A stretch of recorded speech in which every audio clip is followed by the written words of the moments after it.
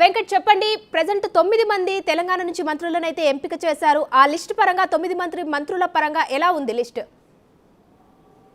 ఉమశ్రీ ఎట్టకేలకు తెలంగాణ జాబితా మొదటి జాబితా ప్రకటించారని చెప్పుకోవచ్చు. మొత్తం దేశవ్యాప్తంగా 195 మంది అభ్యర్థులను ప్రకటించి ఉంది. తెలంగాణకు సంబంధించి 9 మంది ఎంపీలను మొదటి జాబితాలో చేర్చింది. ఏదైతే అనుకున్నామో ముందు నుంచి 4 సిట్టింగ్ స్థానాలకు మొదటి జాబితాలో స్థానం కల్పిస్తుందని అనుకున్నాం. కానీ ఆదిలాబాద్ పార్లమెంట్ స్థానం మాత్రం పెండింగ్లో ఉంచారని చెప్పుకోవచ్చు. దానికి సంబంధించి ఆదిలాబాద్తో పాటు ఇటు మహబూబ్ నగర్ కూడా పెండింగ్లో పెట్టారు. అక్కడ పోటీ ఎక్కువగా ఉంది.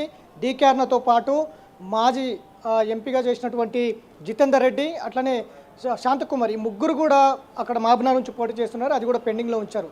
ఇక దీంతో పాటు ఇక సికింద్రాబాద్ కిషన్ రెడ్డి ముందు నుంచి ఉన్నారు. కరీంనగర్ నుంచి బండి సంజయ్ కూడా ముందు నుంచి పోటీ పడుతున్నారు. అట్లనే ధర్మపురి అరవింద్ మీద కూడా పెద్ద ఎత్తున ఎలిగేషన్స్ వచ్చాయి. ఆయన ధర్మపురికి పనికి రాడు, ధర్మపురి సీటు వేరే వారికి ఇవ్వండి అంటూ కూడా ధర్మపురి అరవింద్ మీద నిరసన తెలిపినటువంటి సందర్భాలు కూడా ఉన్నాయి. ధర్మపురి అరవింద్తో పాటు ఇటు జహీరాబాద్కి సంబంధించి ఇవాళ ఉదయం బీజేపీ రాష్ట్ర కార్యాలయం దగ్గర పెద్ద ఎత్తున నిరసన కార్యక్రమాలు చేపట్టారు. కిషన్ రెడ్డిని చుట్టుముట్టారు. కిషన్ రెడ్డికి నిరసన శాఖ కూడా చెప్పొచ్చు. జహీరాబాద్ సీటు బీబీ పాటిల్కి ఇవ్వద్దు, బీబీ పాటిల్ నుంచి కూడా ఎలాంటి అభివృద్ధి లేదు గత 10 ఏళ్ల నుంచి. నిన్న పార్టీలో చేరారు, ఇవాళ సీటు ప్రకటించారు. ఉదయం పెద్ద ఎత్తున నిరసనలు తెలిపి బీబీ పాటిల్కి ఎట్లా జహీరాబాద్కు సీటు కన్ఫర్మ్ చేస్తే మాత్రం ఖచ్చితంగా ఓడిస్తామంటూ కూడా వాళ్ళు డిమాండ్ చేసినటువంటి పరిస్థితి ఉంది. ఇట్లా మల్కాజ్గిరికి సంబంధించి కూడా చాలామంది పోటీలో ఉన్నారు. ఈటల రాజేందర్ కంటే ముందు కూన శ్రీశైలం గౌడ్ అందులో పోటీ ఉన్నారు. పన్నాల హరీష్ రెడ్డి పోటీలో ఉన్నారు.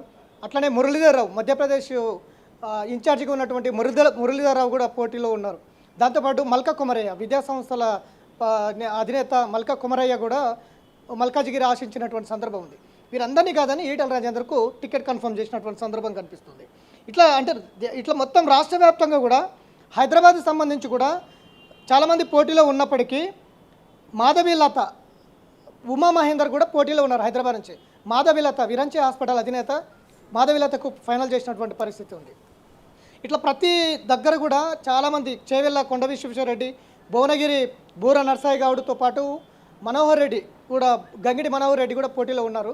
ఆయనను కాదని ఈయన బూర నర్సాయి గౌడ్కి ఇచ్చారు. అంటే పార్టీలో నుంచి ఇతర పార్టీల నుంచి వచ్చిన వాళ్ళు కూడా పెద్ద స్థానం కల్పించిందని కూడా చెప్పుకోవచ్చు. అందులో కొండ విశ్వేశ్వరరెడ్డి చేవెళ్ళ, బూర నర్సాయి గౌడ్ భువనగిరి నుంచి, అట్లనే కొన్ని మెదక్ నుంచి కూడా రఘునందన్ రావు, అట్లనే లక్ష్మణ్, రాజాసింగ్, ఇట్లాంటి పేర్లు చాలా వినిపించాయి. అది పెండింగ్లో ఉంచారు. నిజామాబాద్ నుంచి అజిపూర్ శ్రీనివాస్, ఎండల లక్ష్మీనారాయణ, ఇట్లాతో పాటు వీళ్ళందరూ కూడా పోటీ పడినప్పటికీ మళ్ళీ ధర్మపురి అరవింద్కే ఇచ్చినటువంటి పరిస్థితి. ఎందుకంటే ఇట్లాంటి మొత్తం కూడా రాష్ట్ర వ్యాప్తంగా అనేక మంది ఉన్నప్పటికీ పార్టీ వాళ్ళని కాదంటూ పార్టీలో కొత్తగా వచ్చిన వారికి ఇచ్చారంటూ కూడా నిరసన తెలుపుతున్నటువంటి.